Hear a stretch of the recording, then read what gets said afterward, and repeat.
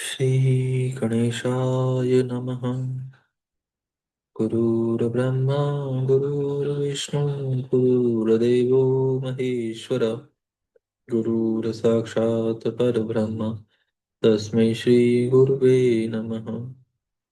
त्वमेव माता च पिता त्वमेव त्वमेव बन्धु च सखा त्वमेव त्वमेव विद्या द्रविणं त्वमेव त्वमेव सर्वं मम देव देव।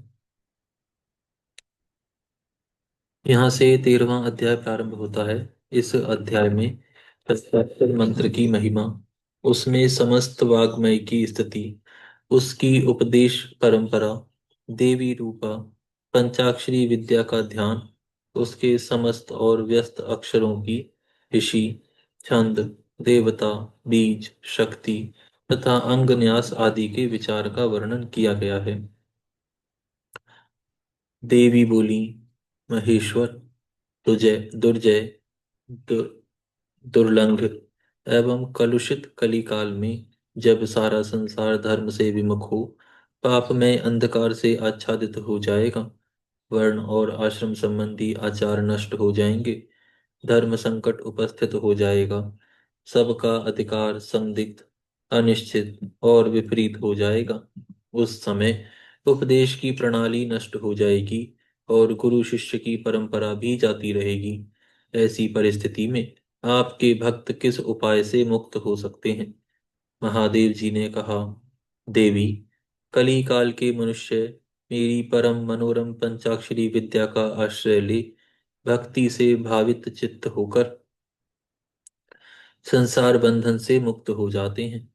जो अकथनीय अचिंतनीय है, उस मानसिक वाचिक और शारीरिक दोषों से जो दूषित कृतघ्न निर्दयी छली लोभी और कुटिल चित्त हैं, वे मनुष्य भी यदि मुझ में मन लगाकर मेरी पंचाक्षरी विद्या का जप करेंगे, उनके लिए वह विद्या ही संसार भय से तारने वाली होगी।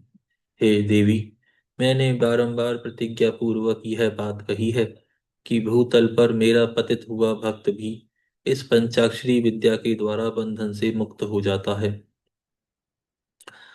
देवी बोली, यदि मनुष्य पतित होकर सर्वथा कर्म करने के योग्य न रह जाए, तो उसके द्वारा किया गया कर्म नरक की ही प्राप्ति कराने वाला होता है।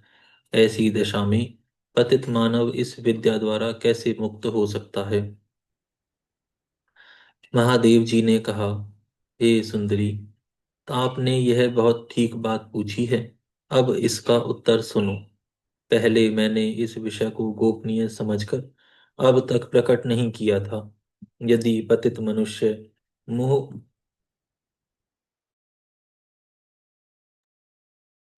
यदि पतित मनुष्य मोहवश अन्य मंत्रों के उच्चारण पूर्वक मेरा पूजन करे, तो वह निसंदेह नरकगामी हो सकता है।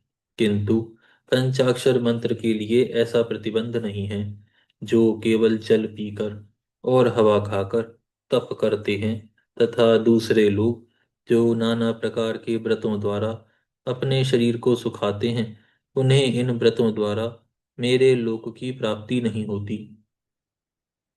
परंतु जो भक्ति पूर्वक पंचाक्षर मंत्र से ही एक बार मेरा पूजन कर लेता है, वह भी इस मंत्र के ही प्रताप से मेरे धाम में पहुंच जाता है।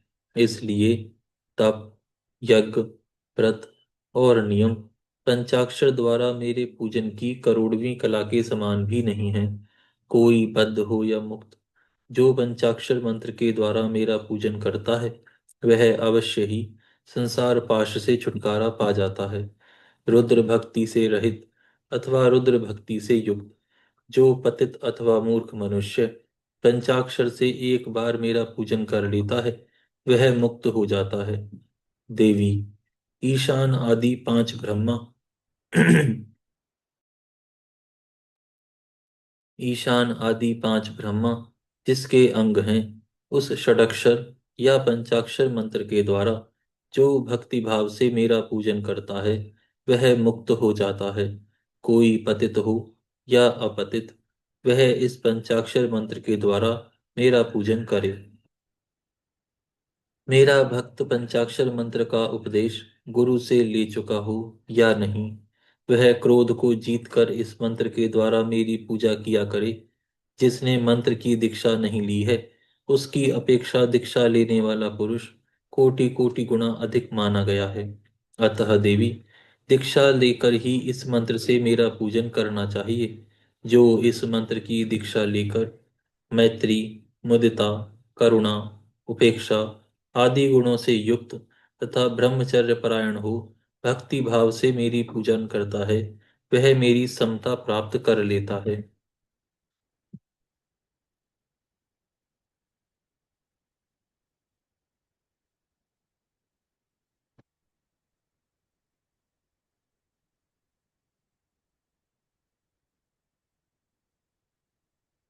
इस विषय में अधिक कहने से क्या लाभ। मेरे पंचाक्षर मंत्र में सभी भक्तों का अधिकार है, इसलिए वह श्रेष्ठतर मंत्र है।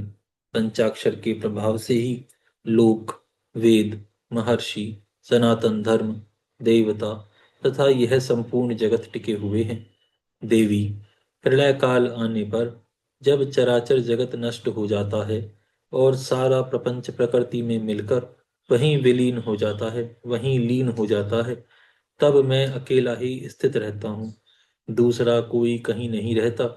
उस समय समस्त देवता और शास्त्र पंचाक्षर मंत्र में स्थित होते हैं। अतः मेरी शक्ति से पालित होने के कारण वे नष्ट नहीं होते हैं।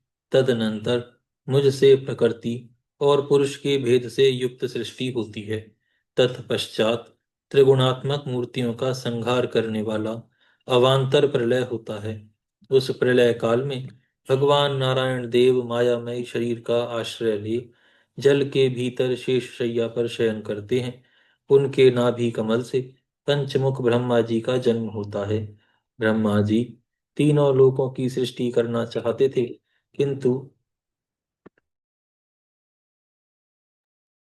किंतु कोई सहायक न होने से उसे कर नहीं पाते थे। तब उन्होंने पहले अमित तेजस्वी 10 महर्षियों की सृष्टि की, जो उनके मानस पुत्र कहे गए हैं। उन पुत्रों की सिद्धि बढ़ाने के लिए पितामह ब्रह्मा ने मुझसे कहा, महादेव, महेश्वर, मेरे पुत्रों को शक्ति प्रदान कीजिए। उनके इस प्रकार प्रार्थना करने पर 5 मुख धारण करने वाले मैंने ब्रह्मा जी के प्रति प्रत्येक मुख से एक एक अक्षर के क्रम से 5 अक्षरों का उपदेश किया। लोक पितामह ब्रह्मा जी ने भी अपने 5 मुखों द्वारा क्रमशः उन 5 अक्षरों को ग्रहण किया और वाच्यवाचक भाव से मुझ महेश्वर को जाना। मंत्र के प्रयोग को जानकर प्रजापति ने विधिवत उसे सिद्ध किया।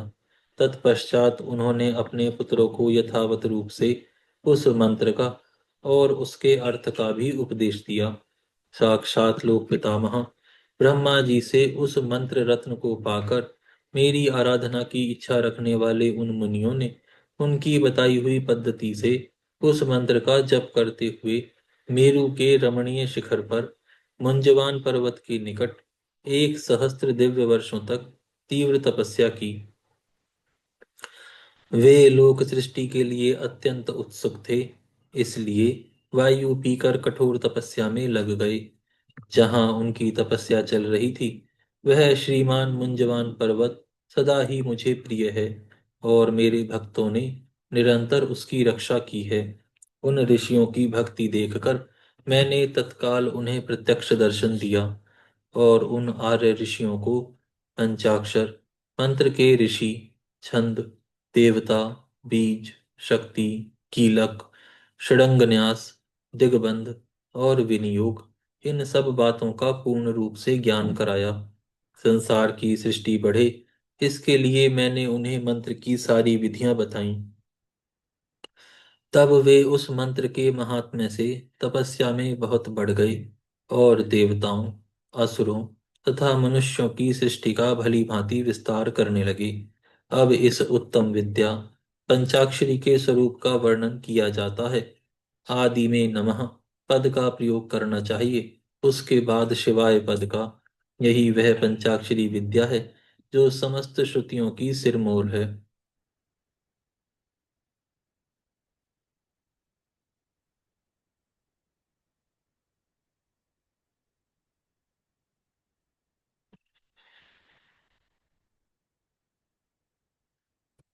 तथा संपूर्ण शब्द समुदाय की सनातन बीज रूपिणी है। यह विद्या पहले पहल मेरे मुख से निकली, इसलिए मेरे ही स्वरूप का प्रतिपादन करने वाली है। इसका एक देवी के रूप में ध्यान करना चाहिए। इस देवी की अंग कांति तपाए हुए स्वर्ण के समान है। इनके पीन पीन पयोधर ऊपर को उठे हुए हैं। यह चार भुजाओं और तीन नेत्रों से सुशोभित हैं।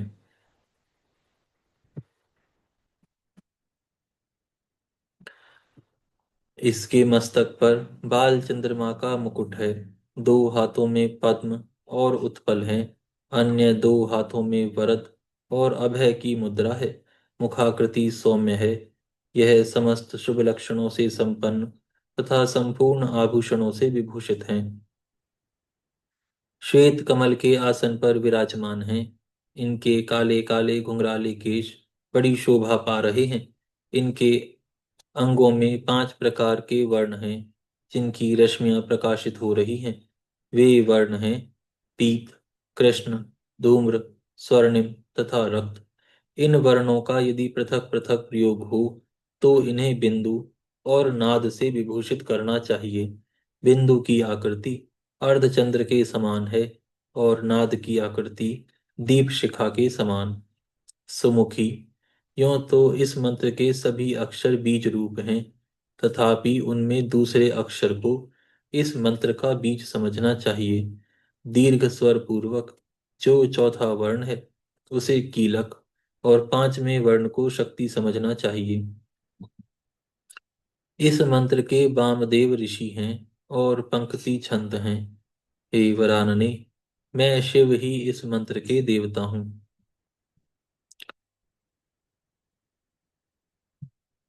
इस लाइन का उन्होंने नीचे वर्णन दिया है।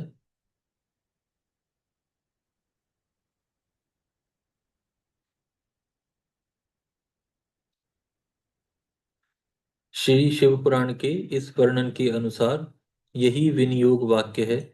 मंत्र, महावर्ण आदि में जो विनियोग दिया गया है उसमें ओम बीजम, नमः शक्ति, शिवाय इति कीलकम इतना अंतर है।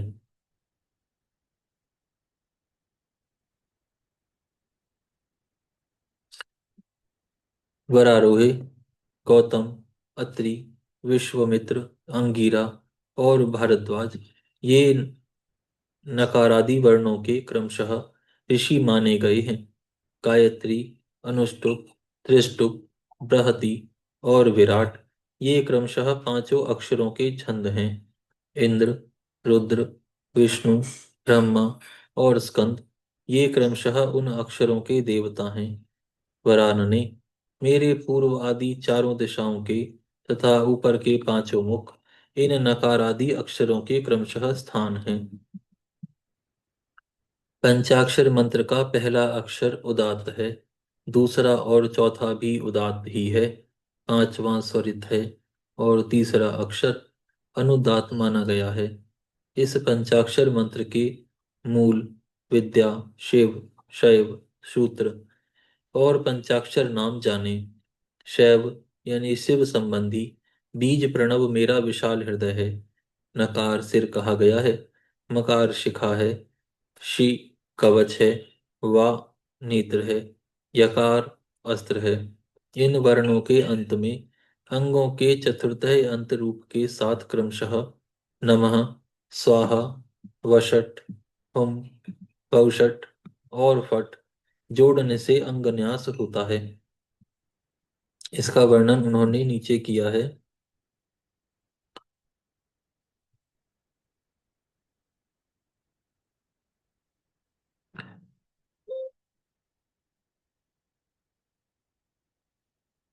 ने ओम, वषट और जो भी चीजें बताई हैं उनको उच्चारण करके बताया है।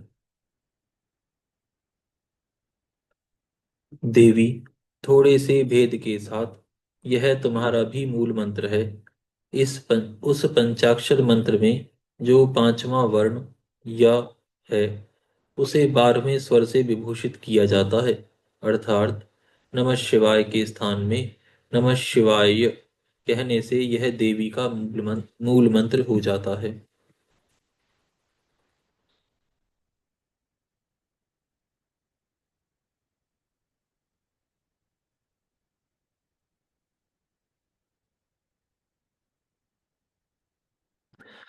अतः साधक को चाहिए कि वह इस मंत्र से मन, वाणी और शरीर के भेद से हम दोनों का पूजन, जप और होम आदि करे।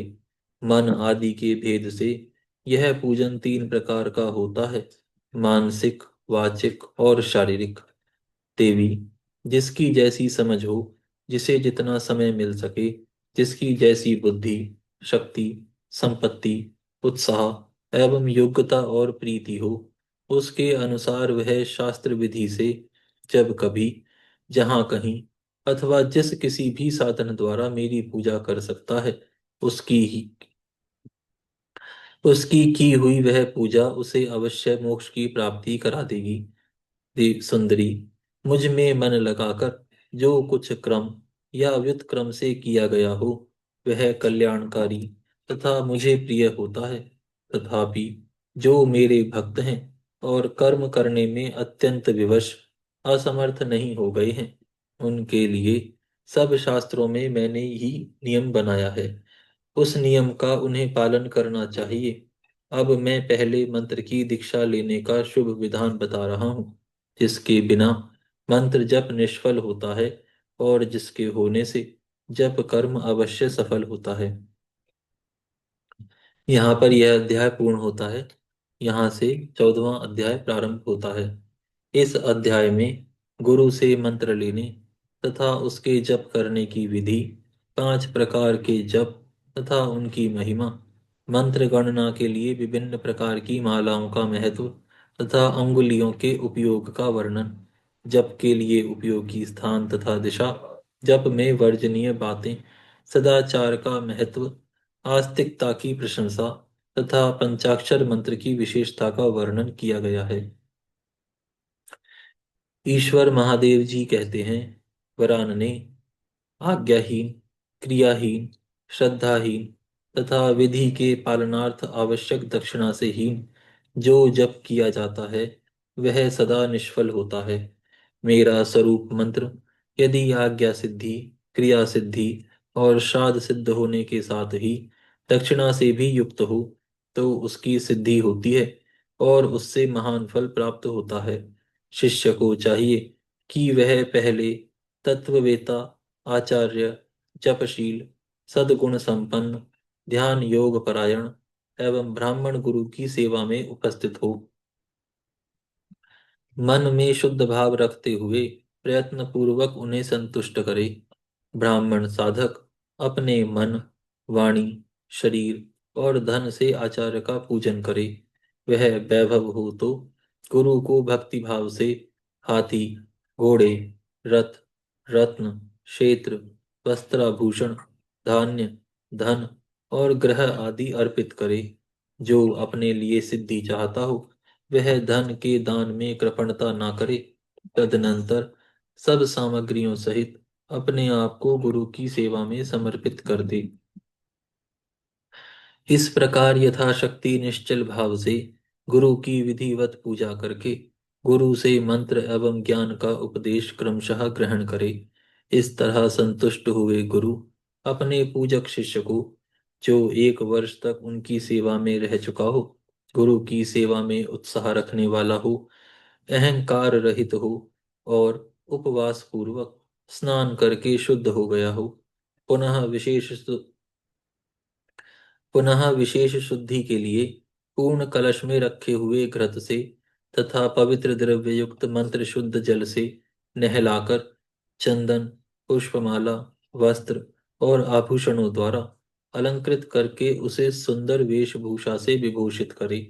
तत्पश्चात शिष्य से ब्राह्मणों द्वारा पुण्याहवचन करवाकर और ब्राह्मणों की पूजा करके समुद्र तट पर, नदी के किनारे, गौशाला में, देवालय में, किसी भी पवित्र स्थान में अथवा घर में सिद्धिदायक काल आने पर, शुभ तिथि, शुभ नक्षत्र एवं सर्व दोष रहित शुभ योग में गुरु अपने उस शिष्य को अनुग्रह पूर्वक विधि के अनुसार मेरा ज्ञान दे।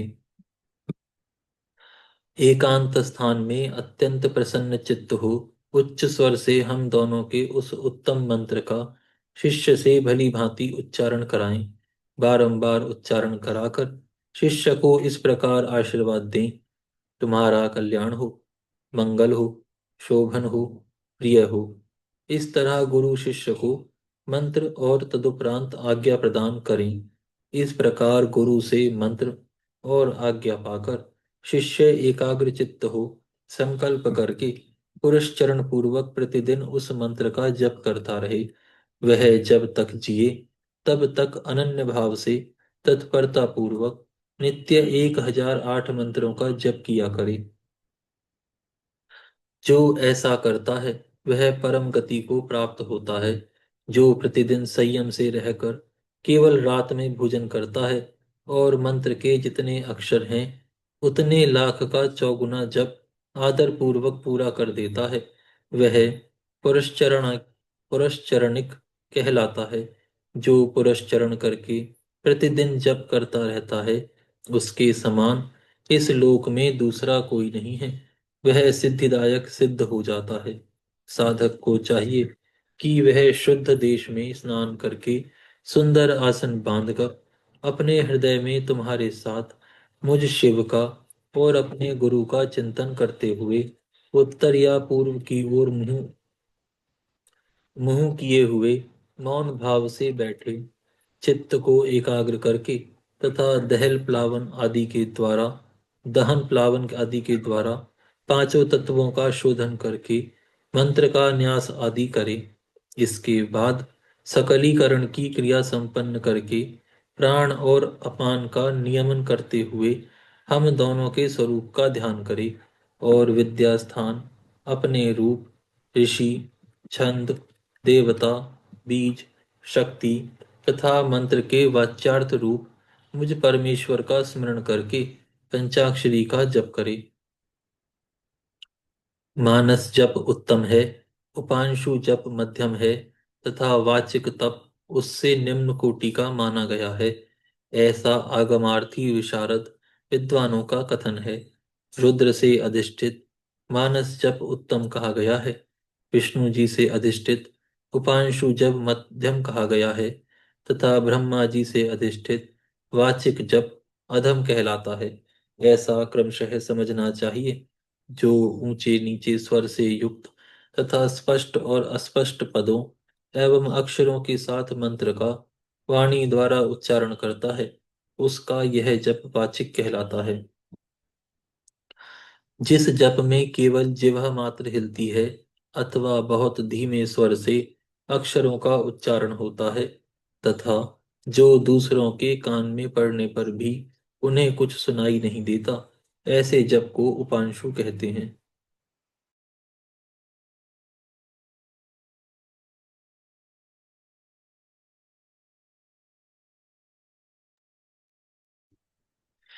जिस जप में अक्षर पंक्ति का एक वर्ण से दूसरे वर्ण का, एक पद से दूसरे पद का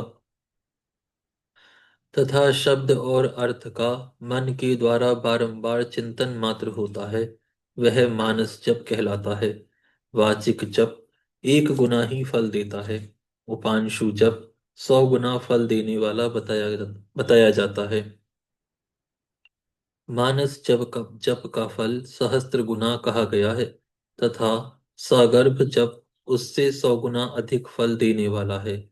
प्राणायाम पूर्वक जो जप होता है उसे सगर्भ जप कहते हैं। अगर्भ जप में भी आदि और अंत में प्राणायाम कर लेना श्रेष्ठ बताया गया है।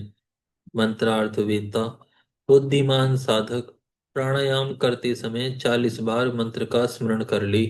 जो ऐसा करने में असमर्थ हो वह अपनी शक्ति के अनुसार जितना हो सके उतने ही मंत्रों का मानसिक जप कर ले। 5, 3 अथवा 1 बार आगर्भ या सगर्भ प्राणायाम करे। इन दोनों में सगर्भ प्राणायाम श्रेष्ठ माना गया है। सगर्भ की अपेक्षा भी ध्यान सहित जप सहस्त्र गुना फल देने वाला कहा गया है। इन 5 प्रकार के जपों में से कोई एक जप अपनी शक्ति के अनुसार करना चाहिए। अंगुली से जप की गणना करना 1 गुना बताया गया है। रेखा से गणना करना 8 गुना उत्तम समझना चाहिए। पुत्र जीव यानी जिया पोता के बीजों की माला से गणना करने पर जप का 10 गुना अधिक फल होता है। शंख के मनकों से 100 गुना, मूंगों से 1000 गुना, स्फटिक मणि की माला से 10,000 गुना, मोतियों की माला से 1,00,000 गुना, पद्माक्ष से 10,00,000 गुना और स्वर्ण के बने हुए मनकों से गणना करने पर कोटि गुना अधिक फल बताया गया है। कुश की गांठ से तथा रुद्राक्ष गणना करने पर अनंत गुने फल की प्राप्ति होती है। 30 रुद्राक्ष के दानों से बनाई गई माला जप कर्म में धन देने वाली होती है। 27 दानों की माला पुष्टिदायिनी और 25 दानों की माला मुक्तिदायिनी होती है। 15 रुद्राक्षों की बनी हुई माला अभिचार कर्म में फलदायक होती है। जप कर्म में अंगूठे को मोक्षदायक समझना चाहिए और तर्जनी को शत्रुनाशक, मध्यमा धन देती है और अनामिका शांति प्रदान करती है। 108 दानों की माला उत्तमोत्तम मानी गई है। 100 दानों की माला उत्तम, 50 दानों की माला मध्यम, 54 दानों की माला मनोहारिणी एवं श्रेष्ठ कही गई है।